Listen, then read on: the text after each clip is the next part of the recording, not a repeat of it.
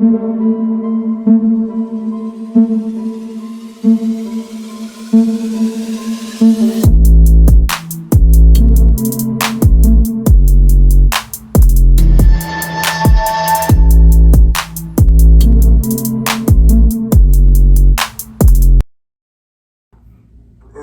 can attest to this. We had to guard Reggie him, Miller.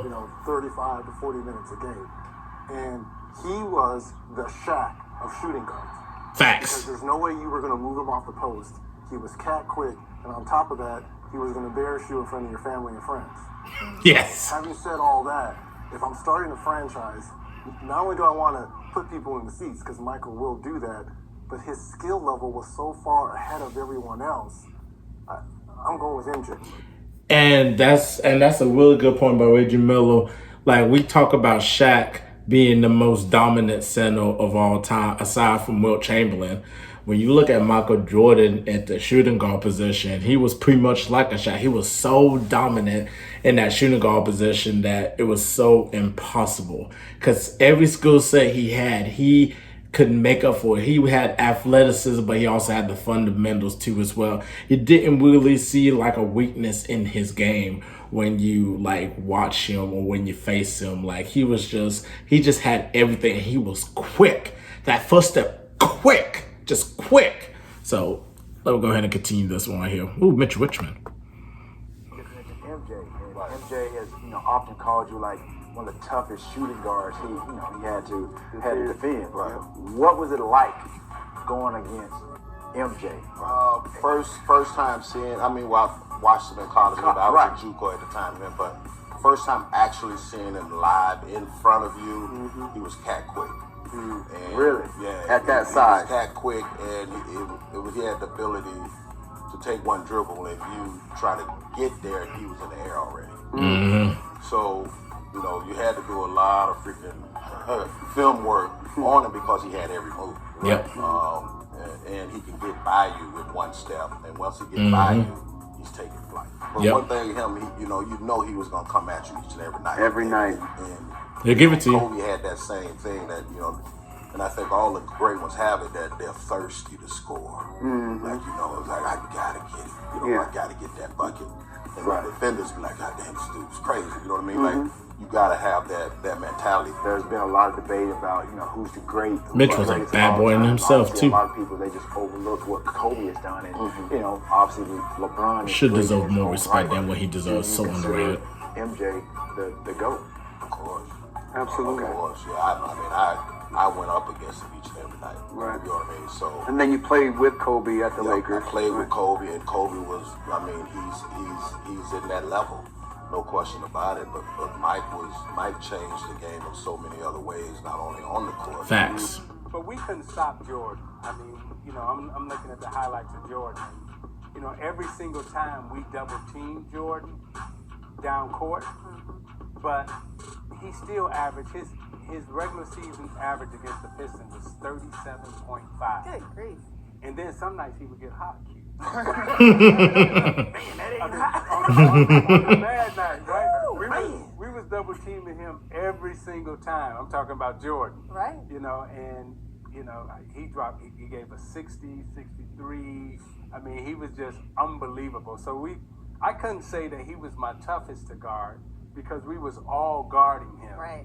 And if we wasn't guarding him, he may have gotten 100. Literally. I mean, that he was. What do you think Jordan will average? Where do you think he would fit in? He can adapt his game to anything. He would fit in as the best player in the league. Facts. That's what he would be. And,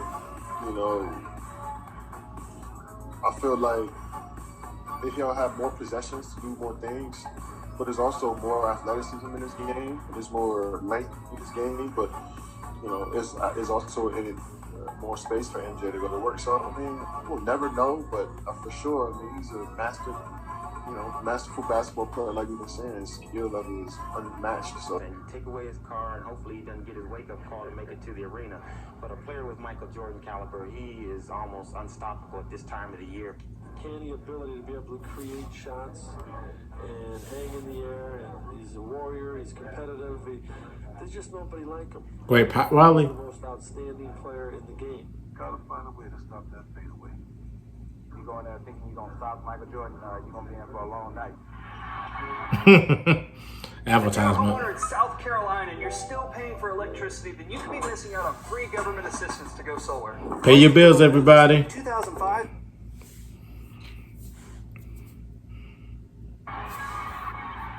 Pray and hope he misses a lot of shots.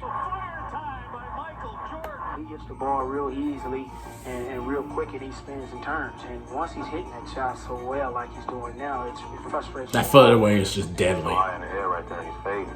Not even Jordan Marathon can get to, and Jordan 7-7. In the past, physically, he just dominated. Joe Dumars, Now he's set Jordan Stopper. He lures you better. He has that killer instinct, and that's what makes him so deadly. When Michael Jordan gets down low, I don't care who's playing him, he's almost impossible. Impossible to guard him. In terms, it's easier to move the ball around and hope that someone's going to make this defense pay. During the Jordan rules, they weren't running the triangle offense, and what the triangle offense did was it does not allow you to double him as much because there's constant movement now. That's why I think he's still as great as ever, because you have to play him one-on-one most of the time now. I was a jump shot shooter, but I never had to rely upon that skill because I could get to the basket. But now the defenses are collapsing. Sorry, Vinny. So I got to stop and pull up. I got to utilize the jump shot. I got to take what the defense gives me. I'm not going to go against the grain. I know what you're going to say, Kobe, Michael. Well, this is an interesting situation because about 2000, I had the team, was still probably 99 when I'm... The great Phil Jackson. Michael's out. He's been retired for a year. And he comes That's to the a ball blessing game, to and I said, coach "Let's meet in, both Michael and Kobe." Chairman's room after the game. I want you to talk to Kobe a little bit. He tends to take over a game, at a certain time in the game. And I think that, if you convince him to just wait, just be patient, allow the game to kind of come to him when it's necessary for him to do some things, because the team kind of loses their offensive direction. So I get in this room and he sits down and he goes, first thing Kobe says is, "I could kick your ass one-on-one." But not even letting him get anything There's out. no conversation. What did Michael say back? You might. You might? Just He might. said you He might? said, yeah, he said, "I've been on the game a couple years. You just might." So who wins? If you have to pick. No, it's going to be MJ. He's got that hand. He's got the glove, as the glove used to be known. But when a guy can pick the ball up with one hand when he's dribbling like Michael could do, and do that and take the ball to the basket, it's very difficult. Michael Jordan is like, for basketball, for me, he's the end all be all. Like, he's Shout the out to best Jamal player I've ever Crawford, seen. too. I believe he's the best player I'll ever see. I believe he'll be the best player a million years from now. I really believe that. I believe he is the best ever. Start with Michael Jordan. I mean, obviously, look, he's going to have some success against everybody, but as we watch some highlights here, take us through what's the approach? What are you trying to do? What are you thinking about with Michael Jordan across the way? Well, first of all, I'm really nervous about these highlights because those are the three of the best players in the history of the game. But Michael Jordan, I did guard him a little bit when I was in Detroit, and of course I guarded. Where he was a monster in Detroit. Efficient, was able to get what he wanted, and he did. Most of his domination was in that mid-post area. Wow. He got the shot that he wanted, whether it was from mid-range. Can we show some misses? I mean, right? Michael working you over in the highlights. They didn't get that. I got him on the other end, you know what I'm saying? But Michael was so great, and what I loved about Michael, he just was efficient. He got the shot he wanted. Whatever you threw at him, he had a counter. He really didn't have a weakness in the mid-post and in the mid-range. I really like Michael Jordan. The great Jerry West. And he never changes. He just doesn't change. He's the same guy all the time. And I still see him every once in a while. And this guy has done more spectacular things than any basketball player I've ever seen. I agree. I mean, that's Jerry. That is saying a lot. I agree. Consider I've ever seen. You've seen a lot. I know. I mean, just to go, like I said, we've worked backwards, obviously, from where he is now to where you were as a player. That speaks volumes. Especially, I mean, number of years with the Lakers, player, advisor. I mean, Terrell, and the thing that people don't realize is some of the stuff he could do. He was the best defensive player in the league. Yeah. He was Yes. Absolutely. He was the best offensive. He was just one of those players that just didn't have any weaknesses in his game. You know, when he first probably came in the league, you know, everybody talking about he wasn't a good outside shooter. He became a good outside shooter. Everybody talked about he couldn't shoot the three-point shot. He became a decent three-point shooter. You know, down low, didn't have a post-up game, developed a post-up game. They say he wasn't truly a good ball handler. Yeah. Became a good ball handler. Defensively, he was just incredible on that end of the court. And so, but he's probably, I think what separated him from everybody is that his mind. You know what I mean? He was probably one of the most, I want to say, well, not brilliant, but probably one of the most intellectual basketball players that I didn't play against. You know, he's always thinking the game. He's always thinking ahead, and you could just see. And his mind is always working. You know what I mean? And I would say this: he probably was the best fundamentally sound superstar that I done played against. You know, from the standpoint of he didn't do a lot. He just got the spots on the court. You know what I mean? It's just like a surgeon. He just gets over here. I want to get a shot there. Pump fake you, take one or two. Found it. And so you never see him, hardly see him take a bad shot. Woo! You know, always on balance. He was just fundamentally sound. I think that's why the game was so easy to him. Right. You know what I mean? Because he took the fundamentals that he had and put it with the athleticism and the mind that he had, and the game looked simple. Right. Real simple to him. Right. He made it look real Yeah, easy. but it was very hard. Right. It was very hard to go out there and score 30-plus points a night. Right. You know, in the NBA back then.